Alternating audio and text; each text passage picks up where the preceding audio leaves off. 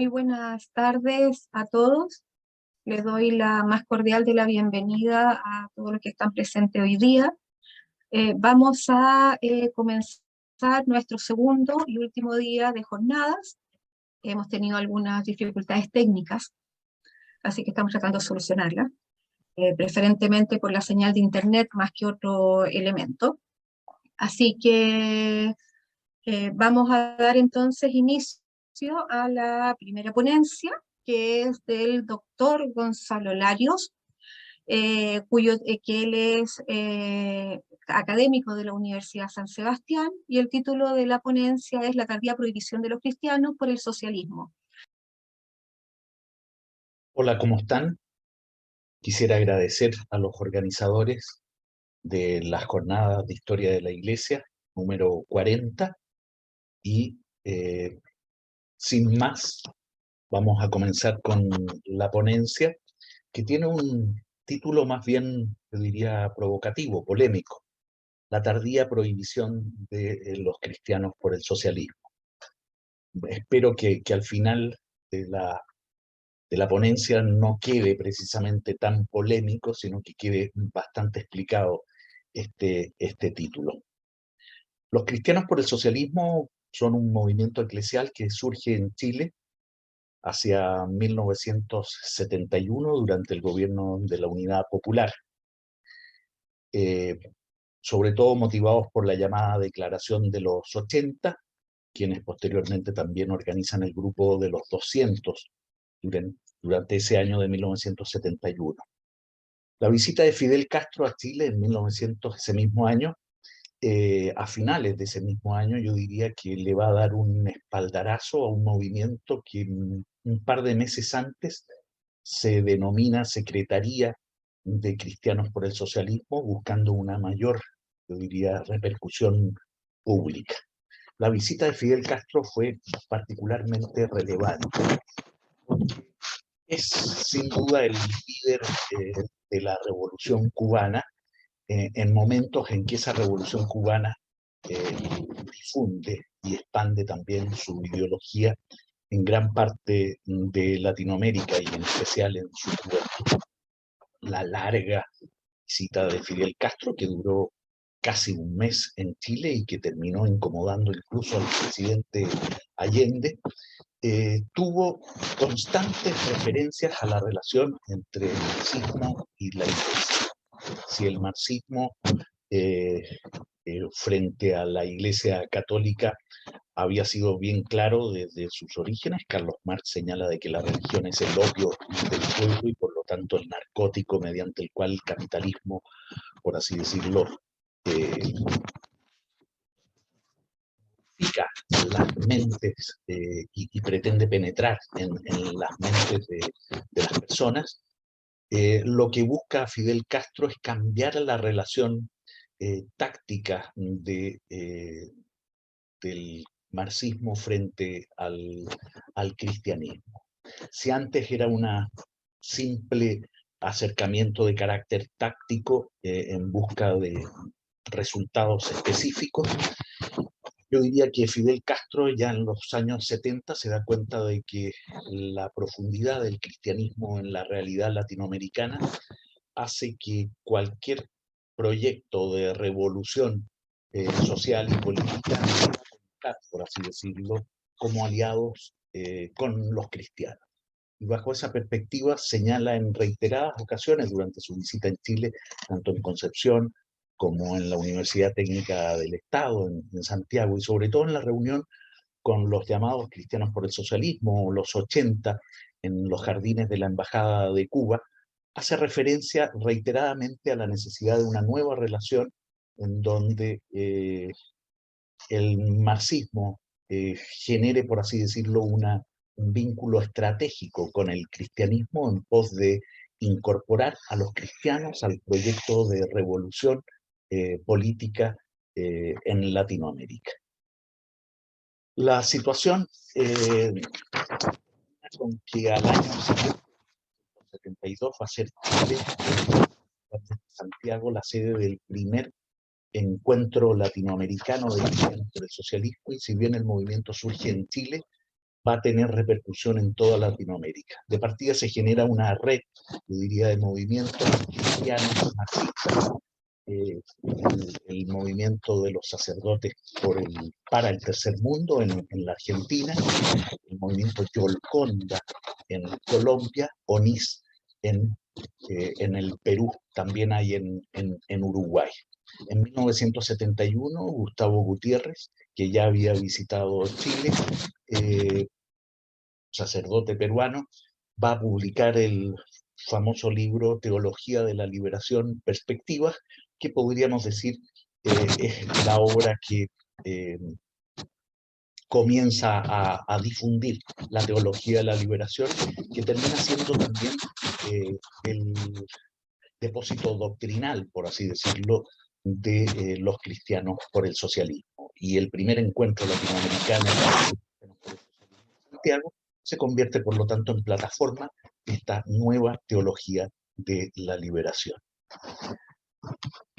En abril de 1973, el jesuita Gonzalo Arroyo, quien había sido precisamente el secretario general de los Cristianos por el Socialismo,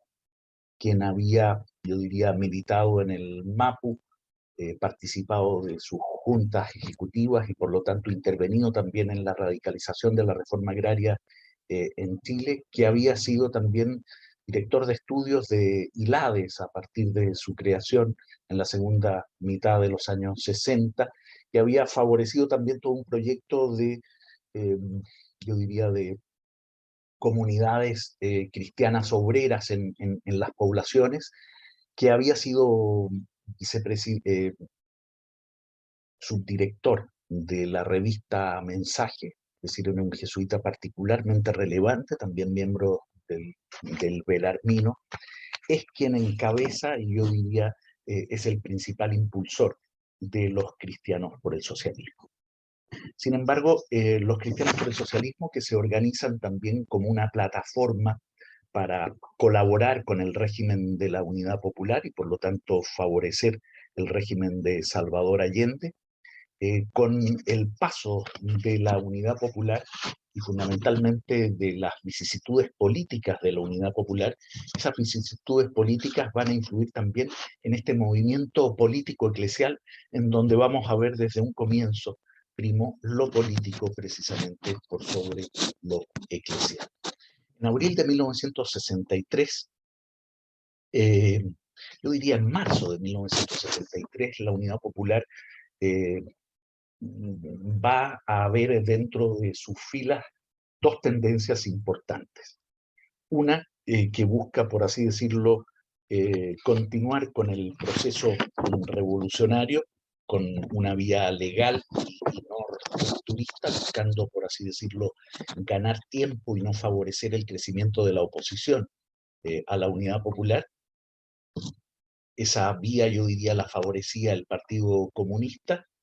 Por otra parte, vamos a ver de que sectores del Partido Socialista y del MIR más bien propician una vía radical de carácter revolucionario.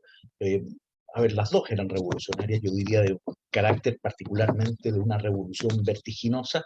que precipitara, por así decirlo, esa lucha de clases y por lo tanto gestara finalmente la revolución o consolidara la revolución en Chile. Estas dos vías internas que sufre, por así decirlo, la Unidad Popular, sobre todo después de las elecciones de marzo de 1973, influyen también dentro de la misma jerarquía, podríamos decir, del grupo eclesial y político cristiano por el socialismo. Esto supuso que Gonzalo Arroyo, el jesuita que los había organizado en 1971, después de 2 años, podríamos decir, da un paso al costado de ese liderazgo. Hay estas teorías que señalan el por qué habría Gonzalo Arroyo abandonado la dirigencia de Cristianos por el Socialismo. Hay quienes dicen de que en marzo de 1973 había sido elegido como delegado chileno a la Asociación Latinoamericana de Grupos Sacerdotales fundada por Gustavo Gutiérrez, es decir, favorecedores de la teología de la liberación, y por lo tanto tareas más internacionales lo catapultaban a una dimensión, por así decirlo, de carácter ya continental y no meramente chileno. Otros dicen de que y efectivamente se produjo una crítica al interior de algunos sectores de Cristianos por el Socialismo, sobre todo el grupo del experimento de sacerdotes obreros en Calama, el grupo Calama que había iniciado el sacerdote holandés Jan Caminada. Jan Caminada señala de que la dirección de Arroyo había, por así decirlo, llevado, o llevaría, mejor dicho, a los cristianos por el socialismo a una actitud más bien de concentración política centrista y produciría, por lo tanto, un efecto más bien contrarrevolucionario, solo reformista y más bien reaccionario. En otras palabras, para allá encaminada, Arroyo terminaba no siendo lo suficientemente izquierdista o marxista para dirigir los cristianos por el socialismo. Es probable que también es la tesis a la que más me inclino, de que desde abril del año 73 también la Conferencia Episcopal tenía preparado el texto de una prohibición de los cristianos por el socialismo. Y ese texto, sin duda, lo conocían también las autoridades de la Compañía de Jesús, que por lo tanto le habrían señalado al jesuita Gonzalo Arroyo que le convenía dar un paso al costado de la diligencia, porque la prohibición de los cristianos por el socialismo era inminente. El asunto es que da un paso al costado. Estamos a comienzos de 1973, abril de 1973, los últimos meses de Salvador Allende, y vemos precisamente que se produce una elección al interior de Cristianos por el Socialismo para suceder al jesuita. Se postulan dos candidatos, los clérigos Sergio Torres de los Sagrados Corazones y Martín Gárate de la Holy Cross. En definitiva, respondía cada uno de ellos, yo diría, a las dos tendencias de la propia unidad popular. Una en busca de una revolución más pausada, la otra de una revolución de carácter más radical. Quienes vencen finalmente y muestran, por otro lado, también la deriva del propio movimiento de Cristianos por el Socialismo. Quien vence es precisamente Martín Gárate, de la Holy Cross, quien va a ser electo, quien pretende una izquierda, yo diría, más confrontacional. De hecho, era militante del MIR, y que muestra, por otro lado, la deriva hacia el MIR, yo diría, sobre todo en los últimos meses de la Unidad Popular, de gran parte de los cristianos por el socialismo. Es decir, de un izquierdismo inicial cercano al MAPU y a la izquierda cristiana, los principales dirigentes de Cristianos por el Socialismo terminan siendo militantes del MIR. El propio Martín Gárate, Pablo Richard, Mario Garcés, Antonio Guidó, Rafael Maroto, Germán Cortés, Mauricio Laborde y entre otros también la religiosa Blanca Reyes. Desde hacía algunos meses, algunos miembros de los Cristianos por el Socialismo, yo diría que veían con inquietud esta deriva excesivamente política para algunos de ellos, entre ellos el propio Sergio Torres, Alfonso Baeza, Esteban Gumucio, Pablo Fonten y Ronaldo Muñoz, varios de ellos de los Sagrados Corazones, habían hecho críticas al movimiento en el cual militaban o del cual eran abiertamente simpatizantes. Estas críticas eran porque Cristianos por el Socialismo se hacía ahora eclesialmente sectario, negando la posibilidad de un cristianismo auténtico fuera de la praxis política revolucionaria, porque finalmente la política y la ideología incondicional hacia la UP de Cristianos por el Socialismo, finalmente lo convertían en un movimiento político, en un marxismo beato, van a decir ellos, que darían o tomarían distancia, mejor dicho, de los cristianos por el socialismo. Convendría señalar aquí, lo debió haber dicho al comienzo, de que este trabajo es parte precisamente tanto del tomo 6 de nuestra historia de Chile 1960 y 2010, que dirige Alejandro San Francisco, y quienes somos coautores otros 6 historiadores, y que abocado precisamente al punto de historia de la Iglesia, preparamos también los tomos 7, 8 y 9 que debieran salir en los próximos meses. Y por lo tanto, parte también de esta ponencia es lo que próximamente está ya, yo diría, más bien en proceso de edición. La tarea política de los cristianos por el socialismo en los últimos meses del régimen de Allende, yo diría que se confunden con los de la Unidad Popular. Buscan, sobre todo, dicen, vincularse a la llamada revolución popular, es decir, preparar al pueblo para una contienda, para, por así decirlo, una culminación de la revolución que parecía inminente ante precisamente los rumores de golpe de Estado y de efectivamente de guerra civil. Martín Gárate, a mediados de 1973, llega a entrevistarse con Salvador Allende y le señala precisamente la inminencia de un golpe de Estado y de qué manera debían ellos de alguna manera reaccionar. Lo que les pide Allende y lo que va a realizar, por así decirlo también, en este caso los cristianos por el socialismo, es involucrarse en la organización, por así decirlo, de esta revolución social, armar al pueblo, por así decirlo, para defender el régimen socialista o la revolución socialista. Tras el 11 de septiembre, los cristianos por el socialismo van a realizar algunas reuniones de tipo clandestino, toman algunas decisiones para desenvolverse en el nuevo escenario político, entre ellas desaparecer como movimiento Cristianos por el Socialismo para facilitar una integración masiva en todas las organizaciones de base de la Iglesia jerárquica y a partir de allí autodisolverse, en otras palabras, para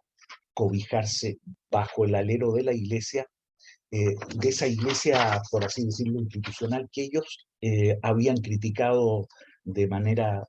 muy aguda y muy dura durante los años anteriores, durante la Unidad Popular.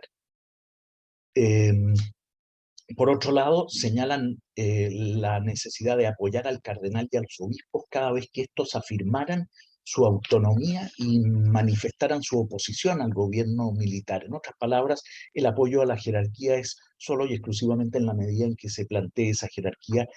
como opositora al nuevo gobierno militar. Los cristianos por el socialismo buscan, por lo tanto, impregnar, yo diría, toda la Iglesia. Seguía primando una particular visión política por sobre la labor pastoral. Pensemos que la gran mayoría de ellos eran precisamente eclesiásticos, y sus principales miembros, evidentemente, a partir del 11 de septiembre, se sabían en peligro, precisamente por su ideología marxista, y trataron de ponerse a salvo en diversas embajadas. Relevante, por ejemplo, fue el caso de algunos sacerdotes holandeses pertenecientes a los cristianos por el socialismo, del Sagrado Corazón de Jesús, de los llamados deonianos,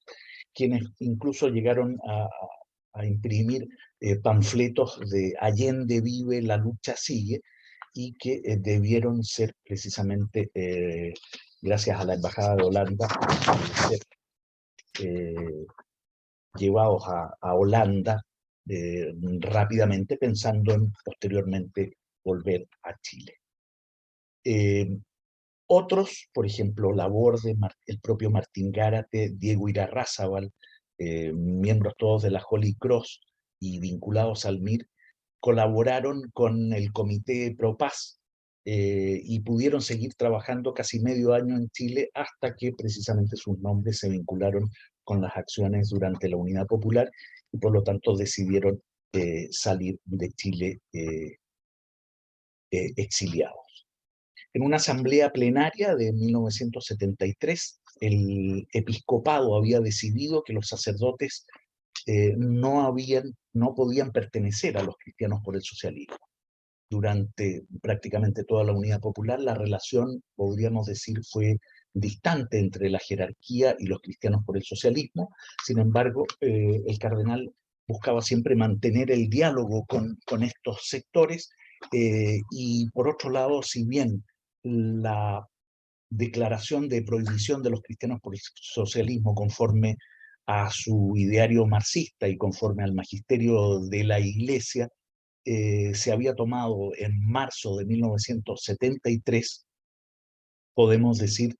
de que esa prohibición se postergó inicialmente en busca de prepararla con una mayor seriedad doctrinal, teniendo en cuenta la posible, podríamos decir, vinculación latinoamericana que podía tener un documento de ese tipo. Y por otro lado, también yo diría, para no entorpecer las conversaciones que el propio cardenal Silva, desde mayo de 1973, y a petición del propio presidente Allende, busca coordinar entre sectores de la democracia cristiana y de la unidad popular en pos de sacar, yo diría, a la democracia cristiana del CODE y favorecer una alianza con la democracia cristiana que permitiese, por así decirlo, continuar al régimen de Allende ante una creciente oposición. En otras palabras, el documento estaba ya redactado y se posterga y se posterga, a tal punto que finalmente decidieron darlo a la luz pública en una nueva reunión de la Conferencia Episcopal, que estaba programada para el día 12 de septiembre. Eventualmente, es decir, evidentemente, por razón de los acontecimientos de 1973, esa reunión no se pudo realizar, pero se realizó al día siguiente en la Casa del Cardenal, al menos con el comité permanente de la Conferencia Episcopal, en donde ya se decide efectivamente publicarla, se da a conocer de manera privada y finalmente pública el 16 de octubre de 1973. El documento se llama Fe Cristiana y Acción Política. Se refiere expresamente al movimiento político eclesial Cristianos por el Socialismo, dirigido por sacerdotes. Señala que asume posiciones tan definidas políticamente que ya no se distingue, de los partidos políticos o de las corrientes análogas de opinión y de acción. Además agrega que rechaza a los cristianos por el socialismo el hecho de que erigieran ellos su programa de acción como norma cristiana, como el programa de la Iglesia, como si no hubiese otra alternativa. Críticas que ya habían realizado algunos de los propios simpatizantes de los cristianos por el socialismo. El texto va a reiterar también la distinción entre el papel que le corresponde a los laicos y al clero en los asuntos políticos, recordando que en el Concilio Vaticano II se había precisado que la misión propia de Cristo, que Cristo confió a la Iglesia, no era de orden político, económico o social, sino que el fin que le asignó era de orden religioso, religar al hombre con Dios. No obstante, la prohibición señala también algunos aspectos, por así decirlo, que podría señalarse como positivos del movimiento Cristianos por el Socialismo, en un lenguaje algo sinuoso. El llamado hacia una revisión de la tarea de la Iglesia, la proyección de los cristianos hacia los problemas del mundo, una sensibilidad estructural hacia los condicionamientos económicos sociales, de la vida moral y espiritual, la vitalización de la teología a través de su encuentro abierto con los problemas históricos del presente, la revisión crítica de las de todas las instituciones eclesiásticas. La prohibición se publica, como digo, el 16 de octubre de 1973, por lo tanto, luego de más de un mes de régimen militar. En otras palabras, de modo tardío. Cuando las circunstancias ya habían cambiado, cuando el documento denunciaba una estrategia marxista, es decir, el documento denunciaba una estrategia marxista por parte de los cristianos por el socialismo en momentos en que ya efectivamente estaban siendo reprimidos esos sectores por el gobierno militar. Esa táctica o estrategia, dice el documento, se apoya tanto en el carácter no partidista del movimiento como en la condición sacerdotal de sus dirigentes. Su presunto carácter no partidista es simplemente un instrumento para desarrollar mejor dentro de su situación específica una acción intrínsecamente política de signo marxista-leninista. En otras palabras, el documento señala claramente que los cristianos por el socialismo, por desarrollar una acción intrínsecamente política de signo marxista-leninista, pasan a ser, por así decirlo, prohibidos sus miembros, o se prohíbe al clero ingresar, por así decirlo, o continuar en sus filas. Señalan también de que confunden los cristianos por el socialismo la liberación sociopolítica con los aspectos esenciales de la liberación cristiana. Pareciera que la misión primera y esencial de la Iglesia fuera movilizar a las masas en favor de una revolución. Los cristianos por el socialismo pretendían que la tarea propia de la Iglesia fuera el establecimiento de un orden social determinado, el socialismo. La evangelización quedaba, por lo tanto, subordinada a la revolución. Se identificaba con ella o sencillamente no se podía realizar. Cristo quedaría reducido a un mero líder humano, profeta de un mundo terrenal, conductor de proletarios. El evangelio quedaría así, por así decirlo, despojado de su dimensión sobrenatural, señala el documento. Para los cristianos por el socialismo, la pertenencia a la Iglesia aparece condicionada a una opción política, a un compromiso revolucionario de una clase social contra otra, en la perspectiva de un análisis marxista de lucha de clases. En definitiva, podemos terminar señalando, como lo declara textualmente el texto: prohibimos a sacerdotes y religiosos que formen parte de esta organización y también que realicen en la forma que sea, institucional o personal, o organizada o espontáneamente, el tipo de acción que hemos denunciado en este documento. La prohibición para los sacerdotes de pertenecer a los cristianos por el socialismo, apegada al magisterio, fue, considero, extemporánea, tardía e inoportuna.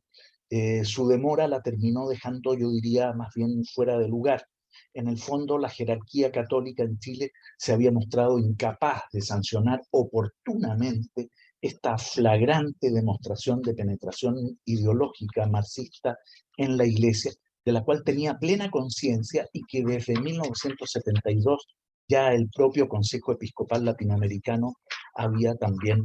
denunciado. Muchas gracias por la oportunidad de compartir con ustedes estas reflexiones. Estamos precisamente cumpliendo 50 años de ese primer encuentro latinoamericano de cristianos por el socialismo y por lo tanto consideré también oportuno reflexionar con ustedes sobre estos temas. Muchas gracias.